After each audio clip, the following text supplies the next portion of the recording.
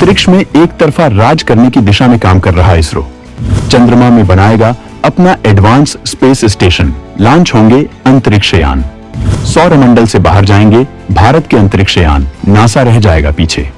भारत अंतरिक्ष में एक तरफा राज कायम करने की दिशा में मजबूती से काम कर रहा है। सीक्रेट तरीके से लगातार वो इस रोडमैप पर आगे बढ़ रहा है और अभी तक वो इस लक्ष्य की दिशा में बेहद आगे जा चुका है, जिसमें चंद्रयान 3 की सफलता बहुत बड़ा मील का पत्थर था। लेकिन इसरो का लक्ष्य इतना विशाल है कि नासा को भी इसकी उम्मीद नहीं थी। भारत जिस दमखम से आगे बढ़ रहा है, उससे इस बात का अंदाजा लगाया जा सकता है कि वो दिन दूर नहीं है जब अंतरिक्ष में भारत सबसे आगे होगा। यहां तक कि दूसरे ग्रहों में भी जीवन तलाशने की दिशा में भारत सबसे मजबूती से काम कर रहा है।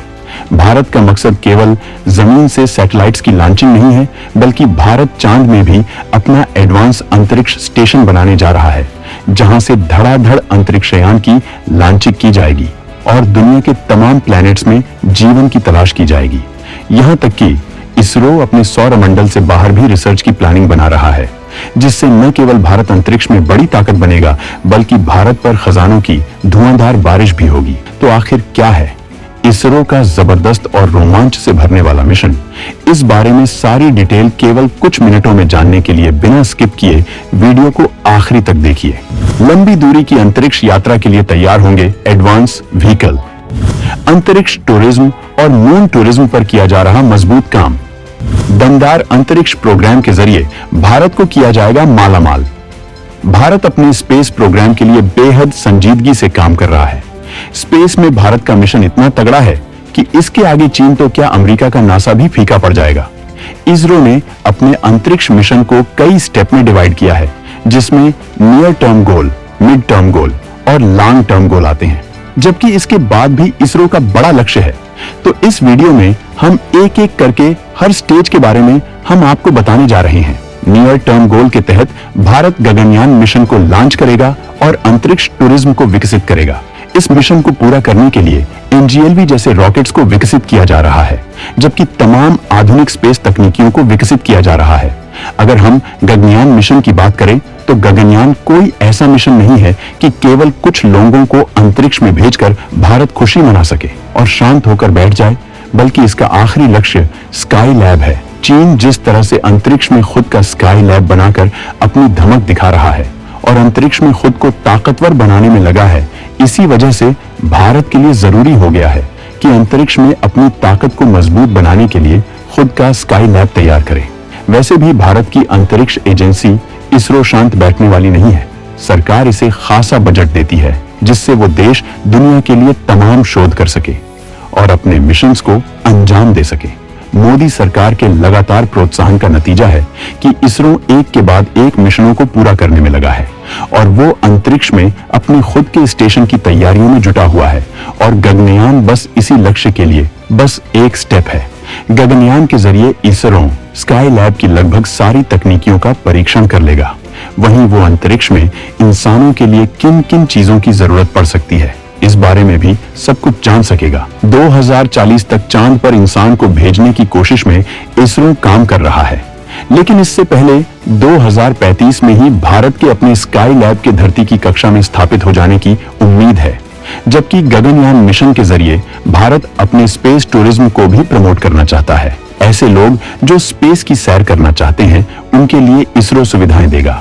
वहीं भारत चांद पर इंसानों को भेजने के लिए भी इसी मकसद से काम कर रहा है, जिसके बाद भारत मून टूरिज्म पर भी काम कर सकेगा और इसके जरिए भारत तगड़ी कमाई भी करेगा।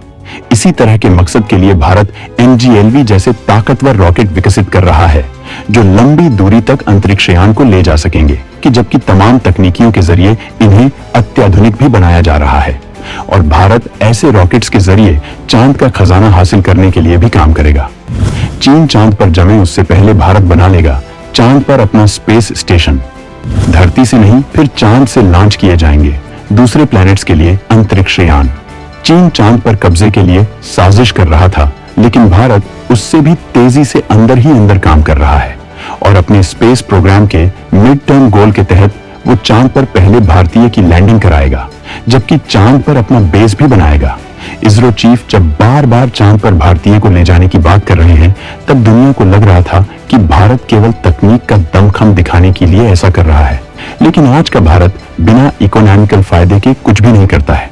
भारत का मकसद गगनयान की तरह ही चांद पर इंसान को पहुंचाने के बाद मून टूरिज्म को विकसित करना है, जबकि इसके साथ ही भारत मून में अपना स्पेस स्टेशन बनाएगा, जिसके जरिए दूसरे ग्रहों के लिए अंतरिक्षयान भेजे जाएंगे, जबकि भारत अपने अंतरिक्ष स्टेशन को भी दूसरे स्टेज में ही स्थापित करेगा, जिससे वो अंतरिक्ष की तमाम बारीकियों का रिसर्च कर पाएगा। अगर हम अंतरिक्ष स्टेशन की बात करें तो स्पेस स्टेशन या स्काई लैब एक अंतरिक्षयान ही होता है, जहां रहकर वैज्ञानिक तरह तरह के रिसर्च करते हैं। यह स्टेशन लगातार धरती के ऑर्बिट में चक्कर लगाता रहता है। इस अंतरिक्षयान में लगातार एस्ट्रोनॉट मौजूद रहते हैं। एक एस्ट्रोनॉट टीम को यहां 6 माह तक रखा जाता है। उसके बाद दूसरी टीम भेज दी जाती है और पहली टीम वापस आ जाती है। मौजूदा वक्त में इंटरनेशनल स्पेस स्टेशन काम कर रहा है, जिसमें हमेशा कम से कम 7 एस्ट्रोनॉट रखे जाते हैं। कभी कभी इनकी संख्या बढ़ भी जाती है। इस इंटरनेशनल स्पेस स्टेशन को 15 देशों ने मिलकर तैयार किया था। इसमें NSA यूरोपीय अंतरिक्ष एजेंसी, कैनेडियन स्पेस एजेंसी, जापानी एरोस्पेस एक्सप्लोरेशन एजेंसी और रूस की रोसकॉस्मोस मुख्य हैं। ये 2030 तक अंतरिक्ष में काम करेगा। अगर हम भारत के स्पेस स्टेशन की बात करें तो भारत के स्पेस स्टेशन का ऐलान इसरो के पूर्व अध्यक्ष के सिवान ने 2019 में किया था और बताया था कि गगनयान मिशन के बाद भारत 2030 तक इस सपने को पूरा कर लेगा। वहीं गगनयान मिशन इसका पहला चरण है, जिसमें अंतरिक्ष यात्रियों को धरती से 400 किलोमीटर दूर लोअर अर्थ ऑर्बिट में भेजा जाएगा। जहां तक गगनयान मिशन जाएगा, वहीं पर भारत ने स्पेस स्टेशन को स्थापित करने की प्लानिंग की है। स्पेस स्टेशन के जरिए धरती के तमाम रहस्यों का पता लगाया जा सकता है। संचार के लिए तमाम शोध किए जा सकते हैं।